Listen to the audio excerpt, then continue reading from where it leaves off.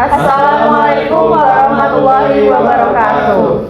Kami dari kelompok 2 yang beranggotakan saya, Diana Salsabila. Saya Muhammad Dezra Busina. Saya Siti Nendemiro.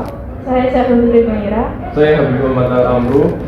Akan menampilkan podcast yang bertemakan SPM, SPO dan kebijakan di Fasiankes. Selamat datang di episode kali ini.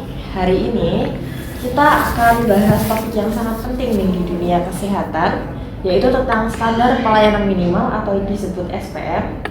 Yang berikutnya standar prosedur operasional atau SPO dan kebijakan atau pedoman di fasilitas kesehatan alias Fasiankes. Bersama saya Lala, sudah ada 2 tamu spesial yang pastinya paham banget nih soal ini. Ada Habib dan Haidar. Terima kasih nih udah diundang ke sini. Semoga saya bisa sharing sedikit lah tentang SPO. Oke. Halo juga, senang juga bisa hadir dan bergabung dalam acara ini. Mungkin saya juga dapat berbagi sedikit pengalaman yang sudah saya alami. Oke, langsung aja ya. Kita mulai dengan SPM. Sebenarnya apa sih standar pelayanan minimal dan kenapa penting banget diterapkan di Fasiankes?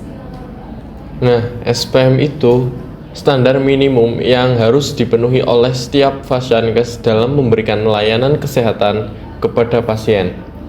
Dengan adanya SPM, kita dapat memberikan layanan yang sama bagi pasien yang datang dari manapun ataupun datang dari kalangan apapun. Mereka akan tetap mendapatkan layanan yang sama. Betul, Habib. SPM ini juga berfungsi sebagai acuan bagi Fasiankes dalam menilai kualitas layanan yang mereka berikan. Kalau kita tidak memiliki SPM, yang jelas bisa-bisa layanan di klinik A dan klinik B berbeda jauh. Padahal harusnya sama standar minimumnya. Dengan adanya SPM, pasien juga bisa merasa lebih aman karena adanya jaminan kesehatan. Wah, menarik banget ya. Nah, lanjut nih kita ke SPO. Ini yang sering kita dengar, tapi kadang nggak paham sepenuhnya. Apa sih yang sebenarnya fungsi SPO di Fasiankes? Nah, ngomong-ngomong soal SPO itu biasanya dikenal dengan standar prosedur operasional. Standar prosedur operasional itu adalah prosedur atau panduan yang digunakan oleh petugas kesehatan dalam memberikan layanan kepada pasien.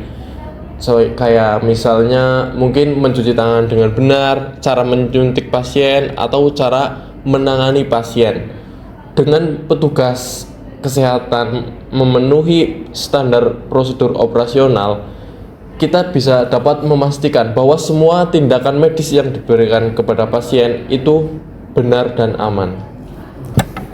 Benar, dan penting banget karena SPO itu menjaga konsistensi. Kalau semua petugas medis mengikuti SPO yang sama, kita bisa mencegah terjadinya kesalahan prosedur yang mungkin membahayakan pasien. Jadi, SPO bagaikan panduan operasional sehari-hari yang wajib diikuti. Dengan mengikuti SPO, Fasiankes juga bisa menjaga nama baik dan memastikan semua layanan sesuai standarnya. Wah, jadi perannya besar banget ya. Sekarang kita masuk ke kebijakan atau pedoman. Kenapa kebijakan di Fasiankes itu sangat krusial? Kenapa kebijakan di Fasiankes itu krusial? Karena kebijakan di Fasiankes berperan sebagai payung besar yang memberikan arahan bagaimana semua prosedur layanan kesehatan berjalan. Kebijakan ini mencakup tata cara operasional, aturan penggunaan obat, sampai bagaimana kita berinteraksi dengan pasien. Kebijakan juga memastikan bahwa nilai-nilai etika diterapkan di Fasiankes sehingga dapat terwujudnya transparansi dan akuntabilitas.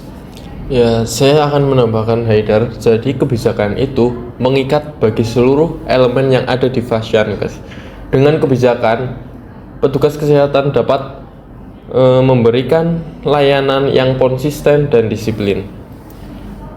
Contoh kebijakan ya mungkin kebijakan jam penjengukan pasien, kita jadi tahu batasan yang aman dan efektif ketika petugas kesehatan memberikan pelayanan kesehatan. Nah, selain itu dengan kebijakan, seluruh elemen yang ada di Fasiankes juga memiliki pedoman yang sama. Wah, menarik.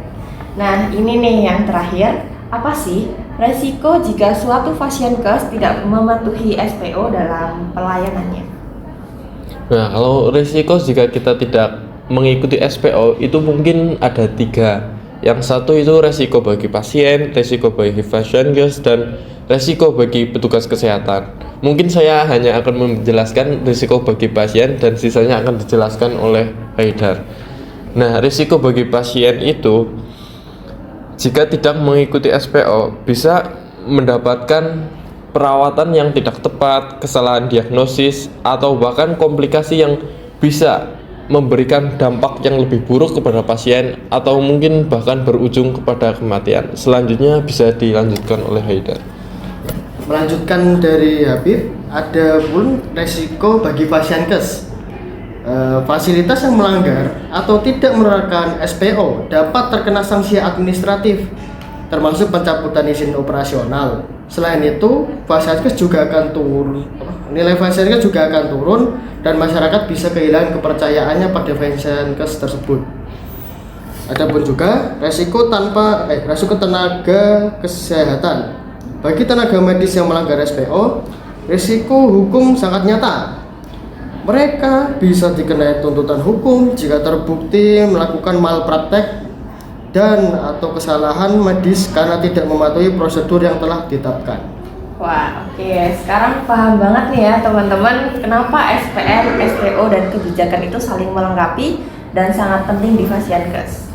Terima kasih banyak Habib dan Haidar untuk penjelasannya. Sama-sama juga, Mbak Lala, senang bisa berbagi sedikit pengalaman saya di sini.